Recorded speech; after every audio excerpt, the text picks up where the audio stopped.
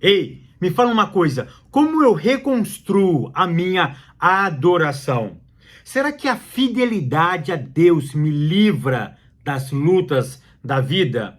Será que realmente existe uma oração perfeita? Essas e outras questões serão respondidas nesta videoaula, então não percam!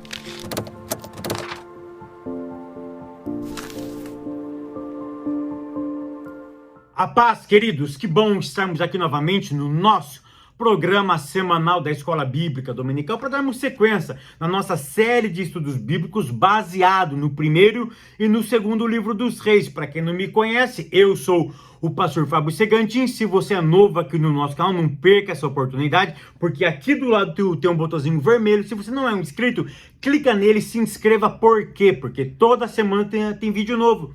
E se você for um inscrito, o YouTube vai lhe avisar quando eu postar um livro, ou um vídeo novo aqui, maravilha? E não esqueça também de curtir esse vídeo, de deixar o seu comentário e de compartilhar com alguém, tá bom? Então curta ele, deixe o seu comentário e compartilhe com alguém, que isso é muito importante. Vamos lá, lição de número 11, que tem como título O Reinado de Ezequias.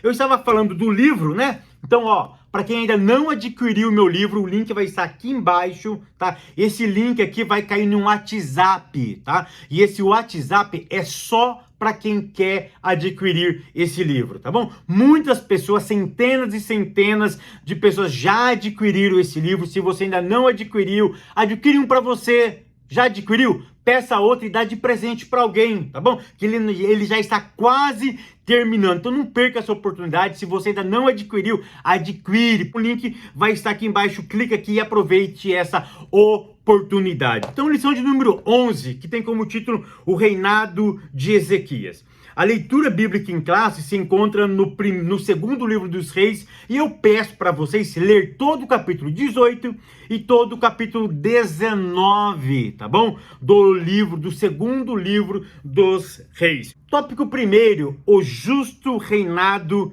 de Ezequias. Querido, Ezequias foi um rei que reinou na parte sul, na parte de baixo. Ele foi um dos poucos reis que a Bíblia diz que ele foi justo, que ele foi reto, que ele teve uma comunhão, que ele teve uma intimidade com Deus, tá? Então Ezequias, ele começa a reinar com 25 anos, ele reina 29 anos, tá? E ele reina lá em Jerusalém. A Bíblia vai nos informar que ele foi um rei bom, que ele foi um rei justo, ele fez aquilo que era reto diante do Senhor. Ponto primeiro diz assim, um rei reformista, tá? Aí eu quero que você vá lá para o segundo livro de Crônicas, no capítulo 29, e no verso primeiro, que eu vou ler alguns versos com vocês aqui. O primeiro verso diz que ele reina com 25 anos, tá? E ele reina 29 anos, ok? E a Bíblia diz que ele fez aquilo que era reto aos olhos do Senhor. Mas olha o que ele diz, olha o que o escritor diz no verso terceiro do capítulo 29 do segundo livro de Crônicas. Diz assim, e ele, no primeiro ano do seu reinado, e no mês primeiro, ele abriu as portas da casa do Senhor e as reparou. Queria tão interessante que Ezequias, ele começa a reinar, tá, com 25 anos, e no primeiro ano do seu reinado, a gente não sabe se foi com 25 ou com 26 anos de idade, que ele já promove a primeira reforma, tá, no templo. O que eu quero salientar que foi logo quando ele assumiu. Então eu quero acreditar que foi com 25 anos de idade, porque foi no primeiro ano, mas no primeiro mês. Ele assume o poder e ele já faz o quê? Ele faz uma reforma na onde? No templo. Que templo? O templo de Salomão, porque o templo não tinha sido destruído ainda. O templo só vai ser destruído no ano 586, tá? A partir do ano 586 que o templo vai ser destruído. E é tão interessante que ele, no primeiro ano e no primeiro mês, ele faz algumas coisas. Então olha que interessante, o que ele fez, Fábio? Aí vamos lá para segundo Reis, capítulo 18 e o verso 6. Olha o que o autor me diz. Porque Ele quem? O rei Ezequias, porque ele se chegou ao Senhor e não se apartou de após ele e guardou os mandamentos que o Senhor tinha dado a Moisés. Então olha que interessante, ele vai reformar. E aqui o texto usa 3 verbos. Quais são esses 3 verbos? Primeiro, ele chega. Segundo, ele não se aparta. E terceiro, ele guarda. Querido, eu aprendo aqui algo muito interessante. Para eu reconstruir a minha vida de intimidade com Deus, primeiro eu preciso me achegar a Ele. Aí eu me lembro lá de Tiago, que Tiago diz, chegai-vos a Deus, e Ele chegará a vós. Foi o que o rei Ezequias fez. Ele se chegou ao Senhor. E segundo, ele não se apartou. Ou seja, é uma decisão que ele fez. Primeiro, ele se achega. E segundo, ele decide, eu não vou me apartar. Eu vou me agarrar a ele. E depois que ele agarra a Deus, o que ele faz? Ele guarda algo dentro dele. É por isso que o texto diz que ele guardou o quê? O mandamento. Aí eu lembro que o salmista diz, escondi a tua palavra. Na onde? No meu coração. Eu guardei ela aqui dentro. Para quê? Para não me apartar mais do Senhor. Para que o pecado não ganhe morada na minha vida. Então esse rei reformista é tão interessante que ele decide logo no início do seu ministério, do seu reinado, do exercício da sua vida. Ele decide o quê? Ele decide se chegar a Deus. Ele decide não se apartar. Ele decide guardar a palavra dele no coração. Para quê? Para ele não pecar ao Senhor. E depois que ele faz essa decisão, algo muito interessante acontece. Olha o verso 4 do 2º livro de Crônicas, no capítulo 29. E trouxe os sacerdotes e os levitas, e o ajuntou na praça oriental. Então Ezequias decide o quê? Reformar o templo, reformar o culto. Então ele se chega, ele decide não se apartar e ele guarda. Mas ele queria reconstruir a adoração. Para isso ele chamou quem? Os profetas? Não! Olha o verso 4. Ele chamou os sacerdotes e os levitas. O que eu aprendo aqui? Eu aprendo o seguinte, que pessoas certas, nos lugares certos, fazem coisas certas. Então olha que interessante, para ele reconstruir a adoração, ele não precisava dos profetas, porque o profeta era aquele que anunciava o pecado. Era aquele que vaticinava o momento da história. Mas para reconstruir a adoração, para reconstruir o templo, para entrar no santuário, para entrar nas coisas sagradas, ele chamou as pessoas certas. Quem? Sacerdotes e levitas. Então esse princípio é muito interessante. Pessoas certas, nos lugares certos, fazem coisas certas. Se eu quero construir uma casa, eu quero pintar a minha casa, quem que eu vou chamar? Um pintor. Se eu quero construir uma casa, eu chamo pedreiro, não marceneiro. Se eu quero fazer uma mesa, aí eu chamo o marceneiro. Eu não chamo o engenheiro. Eu não chamo um eletricista. Ou seja, pessoas certas, nos lugares certos, fazem coisas certas. Foi por isso que ele foi atrás dos sacerdotes e dos levitas. Ponto 2. A purificação nos lugares sagrados. Aqui eu quero ler com vocês o 2º livro de Crônicas, no capítulo 29 e no verso de número 16. Olha que interessante. A purificação nos lugares sagrados. O verso 16 diz assim: eu sacerdotes, porque agora eu estou com as pessoas certas, para fazer os trabalhos certos. É claro que vai dar coisa certa. Então quem é que entra? O sacerdote. E os sacerdotes entraram dentro da casa do Senhor para purificar. E tiraram para fora, ao pátio da casa do Senhor, toda a imundícia que acharam no templo do Senhor. E os levitas as tomaram para levarem para fora, ao ribeiro de Cedron, ou de Cedron. Aqui eu aprendo 3 coisas, tá? Primeira coisa, toda vez que eu entro na casa do Senhor, alguma coisa sai para fora. Querido, esses verbos não estão por acaso. Olha só, pessoas certas, nos lugares certos, fazem coisas certas. Querido, aprenda uma coisa, tudo aquilo que entra tem que sair. quando eu introduzo alguma coisa, uma outra coisa tem que sair. Então, olha que interessante. E entraram para dentro da casa do Senhor. E qual foi o objetivo dessa entrada? De purificar. Então, quando eu entro, alguma coisa tem que sair. E o que saiu? Toda a imundícia. Saiu, é claro, que aquilo que sai para fora. Então, quando eu entro, alguma coisa sai. Então, esses verbos não estão aqui por acaso. Então, eles entraram e aquilo estavam saindo. E o autor depois vai explicar por que saiu. Sabe por que saiu? Porque achou.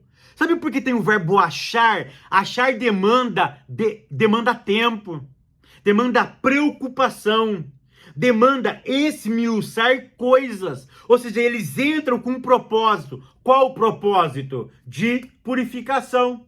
E eles tiram a imundícia. Mas por que tirou a imundícia? Porque procuraram. Procurar demanda tempo, demanda cautela. Porque eu não posso tirar coisas certas. Eu preciso examinar se aquilo está certo ou errado. Após eu examinar e após eu tirar a minha conclusão, eu retiro para fora. Como que eu reconstruo a minha vida? Entrando, procurando e retirando toda imundícia que eu encontro. Terceiro ponto, adoração nacional. Querido, esse verso aqui ele é fantástico. Abra sua Bíblia no segundo livro de Crônicas, no capítulo 29, leiamos o verso 20. Olha o que diz o verso 20. Então o rei Ezequias se levantou de madrugada. Então, Ezequias se levanta de madrugada. E ajuntou quem com ele? Os sacerdotes? Os levitas? Não. Agora a Bíblia diz que foi uma outra classe de pessoas. Quem? Os maiorais da cidade. Ou seja, os representantes locais. A liderança daquela cidade. Representantes locais. Foram com o rei Ezequias na onde? Para o templo. Por quê? Porque eles iriam começar uma grande festa. Que festa? A festa da adoração. Então presta atenção no que eu vou te dizer. Pessoas certas, nos lugares certos, fazem coisas certas. Os sacerdotes já fizeram a parte dele. Os levitas já fizeram a parte dele. O que acontece agora? Agora aqui acontece o culto, acontece a festa. Os líderes foram para fora. Os líderes conclamaram os seus liderados para ir para a frente do templo, para adorar a Deus em espírito e em verdade. Sabe o que eu aprendo aqui? Eu aprendo o seguinte, que antes de festa tem que ter limpeza e preparo. Querido, o verso 20, ele vai me revelar que o rei Ezequias se levanta de madrugada. Enquanto Ezequias dormia, enquanto Ezequias estava exercendo a sua função, sacerdotes e levitas estavam purificando o templo. Estavam o quê? Limpando e preparando. Para quê? Para grande festa. Porque adorar a Deus também é uma festa. Então eu aprendo aqui que antes da festa tem que ter limpeza e adoração. Enquanto Ezequias estava na sua atividade, enquanto os maiorais estavam cuidando do povo, os sacerdotes e os levitas estavam na limpeza. E enquanto ele limpa, eles estavam preparando. Não existe adoração sem preparo, sem limpeza. Para eu entrar numa festa, para eu adorar a Deus, eu preciso fazer a limpeza e eu preciso me preparar. Toda vez que eu limpo a minha casa e eu preparo, pode ter certeza que vai haver festa dentro da minha casa. Ou seja, para eu ter um encontro verdadeiro com Deus, eu preciso me purificar. Eu preciso me preparar.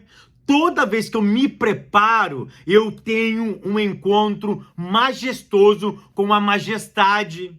Então, o verso 20 me ensina o seguinte, que antes da festa tem que ter limpeza e preparo. Tópico segundo, Senaqueribe invade Judá. Ponto primeiro, as ameaças de Senaqueribe. Querido, leia comigo, 2 Crônicas, capítulo 32 e o verso 1. Aqui eu aprendo algo muito interessante. Capítulo 32, verso 1 do segundo livro de Crônicas, diz o seguinte: depois dessas coisas e desta fidelidade, veio Senaqueribe, rei da Síria, e entrou em Judá. e acampou-se contra as cidades fortes e intentou separá-las para si. Querido, agora aqui entra quem? Senaqueribe. Senaqueribe agora vai intimidar quem? O rei Ezequias. E no capítulo 32 e no verso 1º do segundo livro de Crônicas, eu aprendo uma coisa. Que coisa? Eu vou ler de novo com vocês. Olha que interessante. Depois dessas coisas e dessa fidelidade, veio Senaqueribe, rei da Síria, contra Judá. Aqui eu aprendo algumas coisas. Primeira coisa que eu aprendo: fidelidade não me ausenta de lutas. E mesmo sendo fiel, Senaqueribe tentou invadir Judá. Mesmo Ezequias sendo fiel, Senaqueribe tentou contra a vida dele. Então a fidelidade não me isenta de problemas. Fidelidade não me isenta de lutas. Fidelidade não me isenta das adversidades da vida. Fidelidade não é a marca registrada de ausência de luta. Fidelidade não tem nada a ver com ausência de problemas. Então fidelidade não significa isso. Uma outra coisa que eu vi no texto, eu achei muito interessante, é essas duas expressões. Olha o que diz no começo do verso 30, no começo do verso 1. Depois destas coisas. Repara que isso está no plural. Destas coisas. E depois o texto continua dizendo, e desta fidelidade. Eu tenho destas coisas e desta fidelidade. O que eu aprendo aqui? Eu aprendo que aquilo que eu faço para Deus sempre vai estar no plural. Depois destas coisas. Que coisas? Que coisas? As atividades que ele fez. Ele purificou. Ele pediu para o povo voltar a Deus. Ou seja, de todo o trabalho que ele teve. De toda a atividade que ele teve. É por isso que o texto diz, depois dessas coisas. Ou seja, depois de tudo que ele fez, de toda a atividade, de todo o trabalho que ele prestou para o Senhor. E aí o texto diz que a fidelidade sempre vai ser no plural. Sabe por quê? Porque a fidelidade não está nas coisas. Fidelidade está em uma pessoa. Então o texto está querendo dizer o seguinte, tudo aquilo que ele fez, todos os trabalhos prestados para o rei, para Deus, ou seja, a fidelidade sempre vai ser para uma pessoa. Então olha que interessante, depois destas coisas, significa trabalho, significa serviços prestados. A quem? A uma pessoa. Por isso que está no plural coisas, trabalho, aquilo que ele presta para Deus, e fidelidade nunca vai ser para as coisas, sempre para uma pessoa. Quem? O próprio Deus. Tá bom? Isso é muito interessante. Quando eu li isso, veio isso e eu pensei comigo, eu preciso passar isso para vocês. Ponto 2. O temor do rei Ezequias. Querido, o rei Senaqueribe está invadindo, ou tentando invadir Judá. O reino norte já tinha sido destruído, desaparecido. É natural o medo. E aqui eu aprendo algumas coisas. Primeiro, o medo me coloca em alerta. Porque quando eu tenho medo, eu não coloco a mão no fogo. Quando eu tenho medo, eu não coloco o dedo na eletricidade. O medo me coloca em alerta. Mas a ausência do medo me faz um insensato. A ausência do medo me faz eu ser um louco. A ausência do medo me coloca um homem sem juízo. A ausência do medo faz com que eu perca a noção do perigo. Então olha que interessante, eu preciso ter medo, eu tenho que ter medo. Porque o medo me coloca em alerta.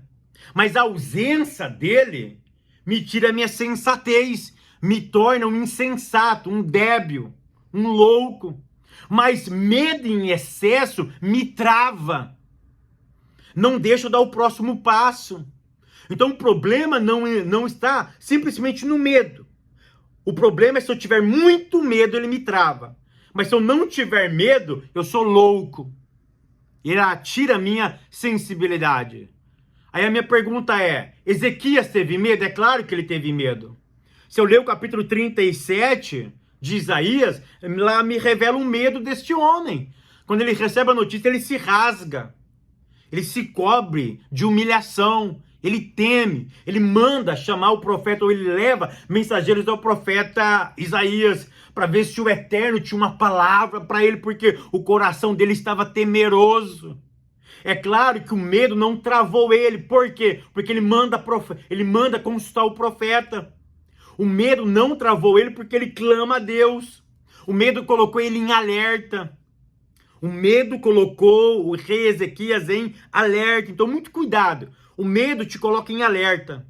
A ausência do medo te faz um insensato, um louco, um débil, aquele que não raciocina. Então, e muito medo, ele me trava. Ele bloqueia o meu próximo passo. Então, o que eu preciso ter, Fábio? É natural eu ter medo? É natural. Medo em excesso é prejudicial. Não tenho medo de nada. Você é um louco, você é um insensato, você não raciocina direito. Você precisa raciocinar. Eu preciso ter um pouco de medo, porque o medo aciona o meu estado de alerta. Tópico terceiro, a oração do rei e o livramento do Senhor. Ponto primeiro, a oração confiante de Ezequias. Querido, olha que interessante. Por que ele ora? Porque ele estava com medo.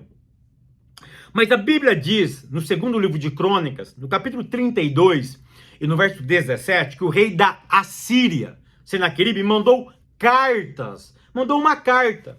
E quando chegou essa carta, Ezequias ficou temeroso. Eu fiquei pensando, por que Ezequias ficou com medo quando ele pega cartas na mão? Aí eu fiquei pensando, o que uma carta tinha em especial? Deixa eu te dizer uma coisa. Quando você recebe uma notícia, tá vindo uma tempestade. Esses dias aqui nos Estados Unidos veio o furacão Aida. O furacão Aida vai passar. Tá, mas eu nunca vivi um furacão, eu nunca vi o furacão vindo, ok? Eu nunca vi. Aí aqui a gente recebeu um alerta de alagamento. Inclusive, eu estava de carro, eu vi um alagamento, a gente teve que desviar, porque passou um pouquinho dele aqui, não na sua totalidade, mas passou um pouquinho aqui. Mas o que eu quero que você entenda é o seguinte, aquilo que eu vejo, aquilo que eu pego, é muito mais forte do que aquilo que eu apenas ouço. Já viu aquele ditado, aquilo que os olhos não vê, o coração não sente? É essa a ideia. A carta, quando chega a carta para o rei Ezequias, essa carta vem com um símbolo real. Essa carta tinha um símbolo da Assíria. E quando ele pega essa carta, era como se ele estivesse na frente de Senaqueribe. Ou seja, aquela carta revelava quem a pessoa de Senaqueribe. Ou seja, ele estava vendo, ele não estava apenas ouvindo, agora era real, a carta estava com ele. Então, verdade é que ele pega a carta e ele apresenta para quem? Para Deus. Senhor, está aqui, uma prova viva, está comigo, essa carta real, ela tem um símbolo da Síria, ela tem um símbolo de Senaqueribe, está aqui, Senhor, está aqui. Ele não estava simplesmente ouvindo, o problema tinha chegado na casa dele, ele estava frente a frente com a morte estava diante dos olhos dele. Foi isso que fez com que mexesse com a sensibilidade de Senaqueribe. Então, por que a carta? Porque aquilo que os olhos não vê, o coração não sente. É essa a ideia daqui. Aí Ezequias vai o quê? Ele vai orar. E nessa oração de Ezequias, que começa no verso 16 e vai até o verso de número 20, eu aprendo algumas coisas, no mínimo 5 coisas. A primeira coisa que eu aprendo aqui é o verso 16, que ele reconhece a soberania de Deus.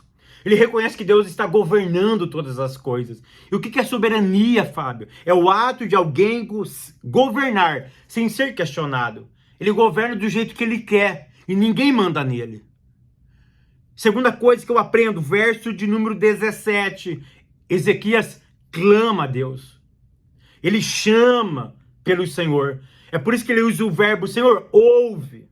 Chega mais perto, ouve. Pega o teu ouvido e coloca aqui na minha oração. Ouve, ele clama, ele chama Deus para perto. A terceira coisa que eu aprendo é o verso 18 e 19. Ele apresenta o problema para Deus. Senhor, é Senaqueribe. Senhor, esses homens aqui, eles já conquistaram tudo que eles quiseram. Até o Reino Norte, eles conquistaram, Senhor. Ele está apresentando a problemática.